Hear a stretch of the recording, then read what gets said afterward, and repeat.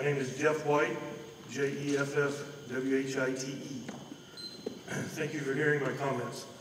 You have before you the addition of gays, lesbians, transgender persons, and bisexuals to our current non-discrimination policy. I am opposed to this change. I have taken some comments from the AwakenManhattan.com website. Manhattan, Kansas repealed their non-discrimination policy that protected GLBT individuals on May 17, 2011. If these individuals are made a protected class, then that must mean someone is unprotected. How is that fair?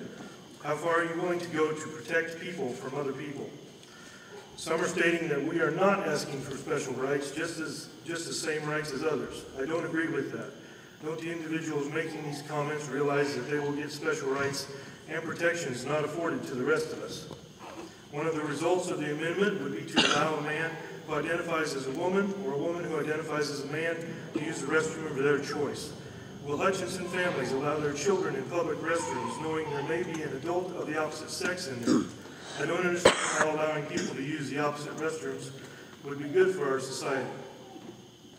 The First Amendment to the Constitution states that Congress shall make no law respecting an establishment of religion or prohibiting the free exercise thereof or abridging the freedom of speech or of the press or the right of the people peaceably to assemble and to petition the government for a redress of the grievances. If this policy is amended, religious people will have to hide their convictions, which runs contrary to the First Amendment clause prohibiting the free exercise thereof. Is the government made to protect a certain class of individual or all of us?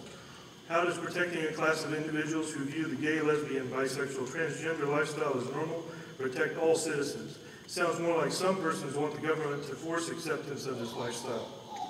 Can you imagine the legal conundrums employers can get into if they do or do not employ these individuals? If an employer has two equally worthy candidates for a job and one is straight, the other is gay, who should the employer hire? The one not hired, gay or straight, could sue because of sexual orientation discrimination. I don't see who wins in this case except the lawyers. This situation could arise with rental property as well as with the same results. If an employer or landlord makes a policy to accept people who live alternate lifestyles, then that is their right. I don't think the government should be making this decision for the people. How much will it cost the city of Hutchinson to investigate bias claims? In perusing the Hutchinson city budget of 2011, I see that the human relations officer position was eliminated.